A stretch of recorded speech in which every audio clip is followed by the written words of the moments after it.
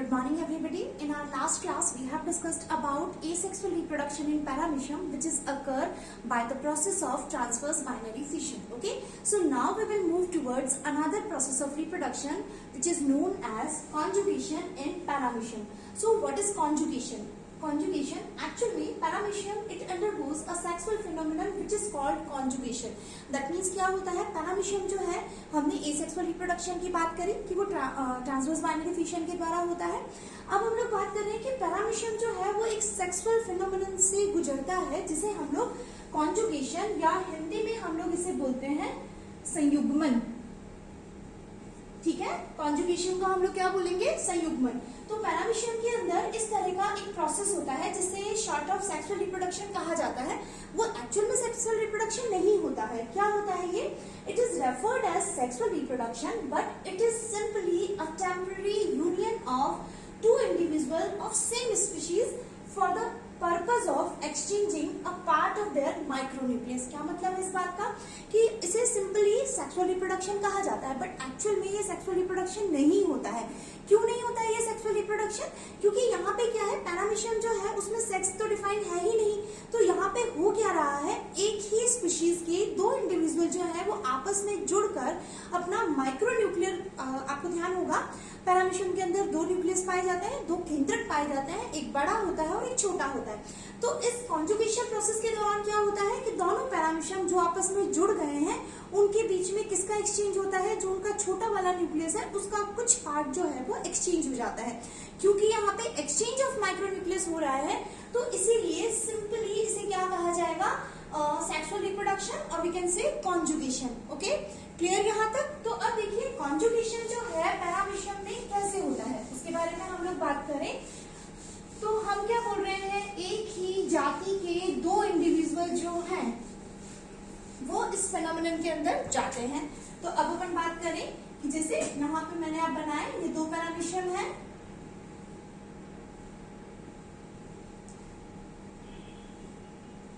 ये इनका ऑरल ग्रुप वाला रीजन है. ओके, तो देखिए ये जो दो इंडिविजुअल कॉन्जुगेशन प्रोसेस में जाने वाले हैं they are known as preconjugants. क्या कहलाएंगे ये? प्री कॉन्जुगेंट्स कहलाते हैं. तो ये जो पैरामीशियम है जो कि कॉन्जुगेशन प्रोसेस में जाने वाले हैं वो क्या कहलाएंगे, प्री कॉन्जुगेंट्स कहलाएंगे. अब देखिए जब ये प्री कॉन्जुगेंट्स जो है वो आपस में जुड़ेंगे तो कहाँ से जुड़ेंगे, तो देखिए जनरली ये जो प्री कॉन्जुगेंट्स होते हैं वो कहाँ से जुड़ते हैं, दोनों ही पैरामीशियम जो है वो अपने वेंट्रल सरफेस से जुड़ेंगे यानी ऑरल ग्रुप वाले एरिया से जुड़ेंगे. तो जब ये आपस में जुड़ जाते हैं तो देखिए कुछ इस तरह का डायग्राम बना लेंगे हम लोग.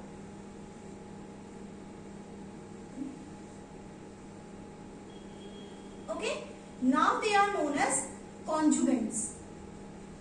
क्या कहलाएंगे ये? कॉन्जुगेंट. तो जब ये दो पैरामीशियम जो कि प्री कॉन्जुगेंट्स हैं अपने वेंट्रल सरफेस से यानी ऑरल ग्रुप वाले एरिया से आपस में जुड़ेंगे तो उस जगह पे क्या हो जाएगा, इनका ऑरल ग्रुप वाला स्ट्रक्चर जो है वो डिसअपियर हो जाएगा. साथ के साथ इनकी जो पेलिकल थी वो भी डिसअपियर हो जाएगी, डिसॉल्व हो जाएगी और एक्टोप्लाज्म जो है वह भी डिसॉल्व हो जाएगा. तो फाइनली ये दोनों आपस में जुड़ गए हैं and now they are known as conjugants. क्या कहलाएंगे ये?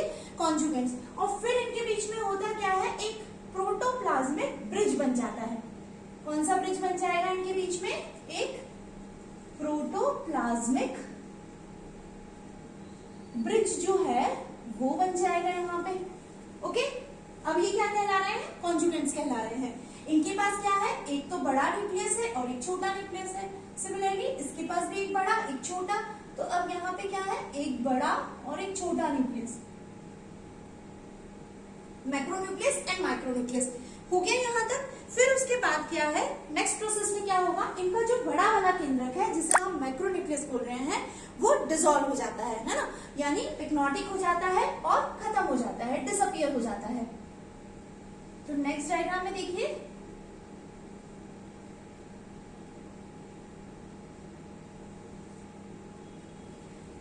हमने क्या बनाया कि जो बड़ा वाला केंद्रक है वो क्या हो गया, डिसइंटीग्रेट हो गया.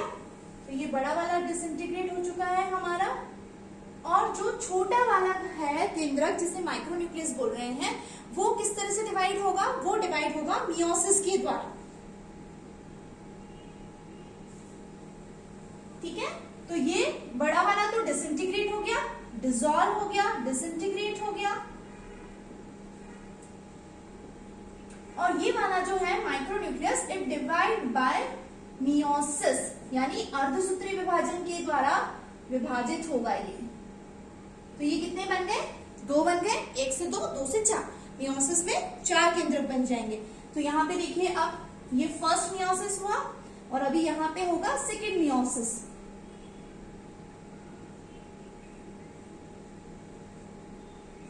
और क्या बन जाएंगे? 4 केंद्रक बन जाएंगे।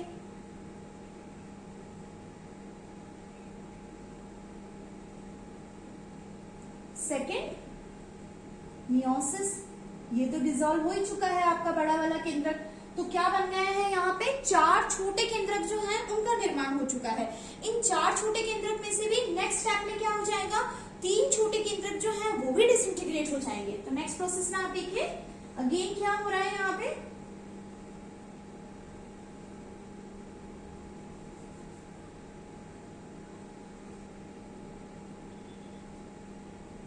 सिर्फ एक बचेगा, बाकी जो है वो भी डिसइंटीग्रेट हो गए हैं।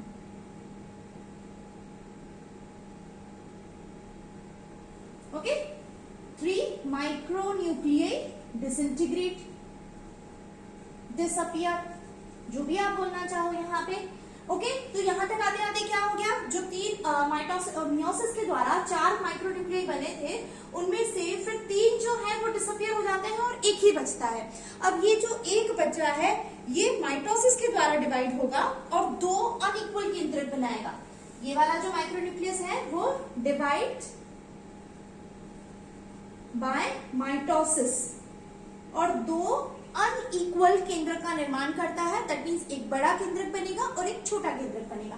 तो देखिए यहाँ पे क्या हो रहा है, फिर से हम बनाते हैं डायग्राम इसका।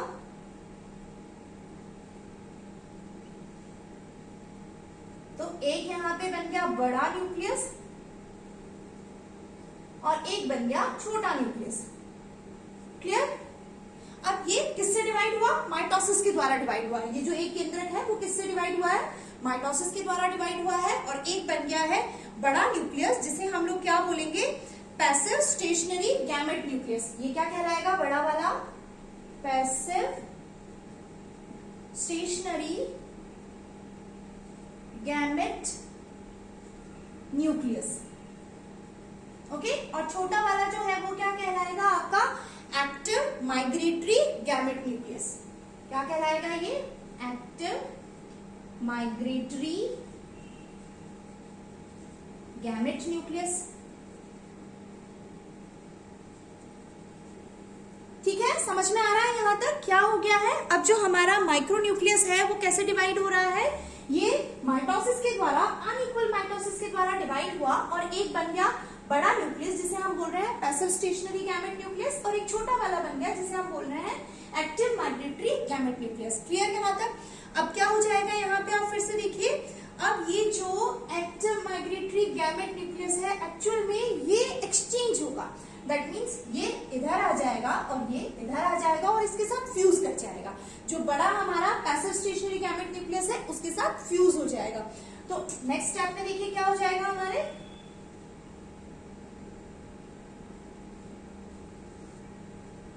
तो इनके फ्यूजन की वजह से एक ही गैमेट न्यूक्लियस बन गया, फ्यूज हो गया। ये छोटा वाला जो एक्टिव माइग्रेटरी गैमेट न्यूक्लियस है वो किससे फ्यूज कर गया? पैसिव स्टेशनरी गैमेट न्यूक्लियस, और साथ के साथ एक्सचेंज भी हुआ। इधर वाला इसके साथ फ्यूज हुआ और ये वाला माइक्रोन्यूक्लियस जो है वो इसके साथ फ्यूज हो गया। और फाइनली हमारे पास क्या बन गया? एक जाइगोट न्यूक्लियस बन गया। ओके, तो यहाँ पे एक और टर्म मैं इंट्रोड्यूस करना चाहूंगी, एम्फीमिक्सिस। एम्फीमिक्सिस का मतलब क्या होता है? जब 2 केंद्रक आपस में फ्यूज हो जाते हैं, so this process is known as amphimixis कहलाएगा। तो यहाँ पे क्या हुआ है? एक्टिव माइग्रेटरी गैमेट न्यूक्लियस जो है वो इस पैसिव स्टेशनरी गैमेट न्यूक्लियस के साथ फ्यूज हो गया है and this process is known as amphimixis कहलाएगा। ओके, यहाँ तक हो गया। अब जाइगोट न्यूक्लियस बन चुका है। जाइगोट न्यूक्लियस बनने के बाद ये जो दोनों कॉन्जुगेंट्स हैं वो एक दूसरे से सेपरेट हो जाएंगे। तो यहाँ पे क्या हो गया? हमारा सेपरेशन हो जाएगा।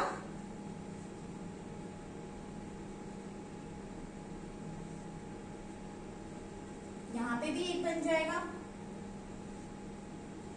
और ये दोनों क्या कहलाने वाले हैं अब आपके एक्स कॉन्जुगेंट्स। क्या कहलाएंगे ये?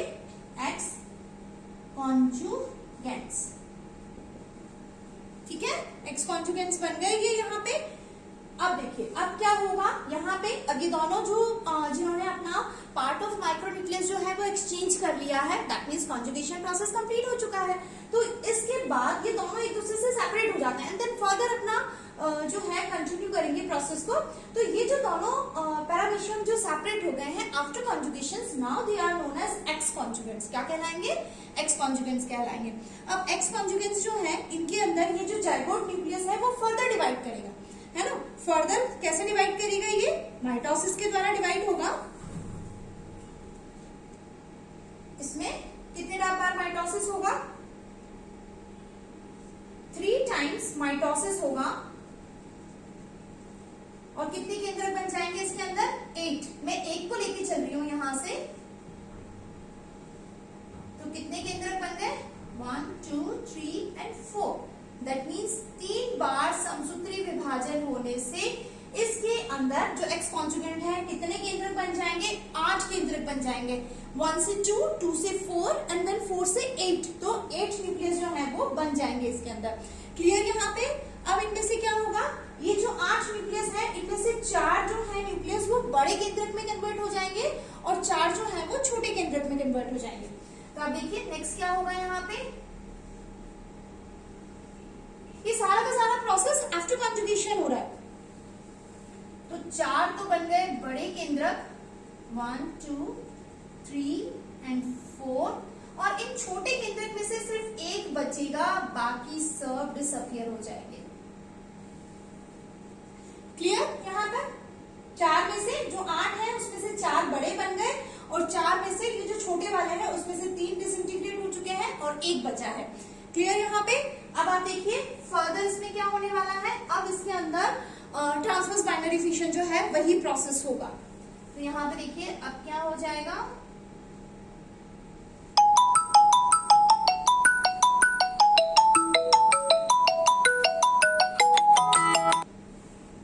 ट्रांसवर्स बाइनरी फिशन जो है वो होगा। ट्रांसवर्स बाइनरी फिशन में क्या हो जाएगा, 2 बड़े केंद्रक इसमें चले जाएंगे और एक छोटा न्यूक्लियस जो है वो आ जाएगा। क्लियर? ये छोटा वाला ये तो सिंपल डिवीजन हो रहा है, 4 में से 2 ऊपर वाले में चले गए, 2 नीचे वाले में चले गए, और ये जो छोटा वाला केंद्रक है वो डिवाइड हो रहा है माइटोसिस के द्वारा। क्लियर? तो इससे बन गया 2 एंड देन अगेन फिर से क्या हो जाएगा यहां से,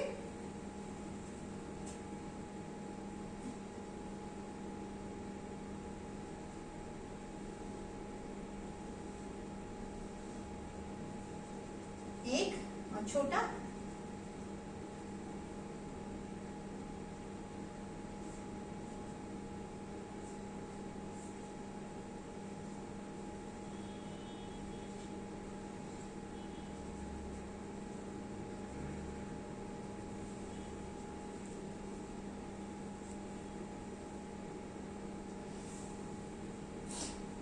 क्लियर? तो इसमें क्या हो गया, फिर से ये जो ट्रांसवर्स बाइनरी फिशन हुआ उससे फिर फर्दर जो है आपके एक एक केंद्रक दोनों में आ गया और 2 जो है पैरामीशियम, यानी एक एक्स कॉन्जुगेंट से 4 ऑफस्प्रिंग पैरामीशिया जो है वो बन गए। क्लियर? तो इस तरह से सारा का सारा कॉन्जुगेशन प्रोसेस जो है होता है।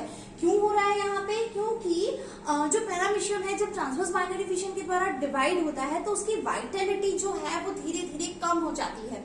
तो उस वाइटलिटी को इम्प्रूव करने के लिए, या यूं कहूं कि जेनेटिक कंपोजिशन को इम्प्रूव करने के लिए, पैरामीशियम जो है वो इस तरह के short of sexual reproduction that means conjugation process से गुजरता है और अपने जेनेटिक मटेरियल को रिजुविनेट करता है। ठीक है, वापस से नया बना लेता है। तो इसीलिए इस प्रोसेस को हम लोग क्या बोल रहे हैं, कॉन्जुगेशन। फिर से रिकॉल कर लेते हैं एक बार। 2 पैरामीशियम जो है वो क्या करेंगे, प्री कॉन्जुगेंट्स कहलाएंगे, जो कि कॉन्जुगेशन प्रोसेस में जाने वाले हैं। और जब वो आपस में कहां से जुड़ते हैं, वेंट्रल सरफेस से जुड़ेंगे, ऑरल ग्रूव एरिया से, और उस जगह पे क्या हो जाएगा, उनका ऑरल ग्रूव जो है वो डिसअपियर हो जाएगा, एक्टोप्लाज्म डिसअपियर हो जाएगा, पालिकल जो है वो भी डिसअपियर हो जाएगी। एंड फाइनली उसमें क्या होगा, जो बड़ा वाला केंद्रक है वो डिसइंटीग्रेट हो जाएगा और छोटा वाला केंद्रक जो है वो मियोसिस में जाएगा, जिससे 4 छोटे केंद्रक बन जाएंगे। इन 4 में से 3 तो डिसअपियर हो जाते हैं और 1 बचता है। जो 1 बचता है वो फिर से माइटोसिस के द्वारा, अनइक्वल माइटोसिस के द्वारा डिवाइड होता है। एक बड़ा न्यूक्लियस बनता है और एक छोटा बनता है।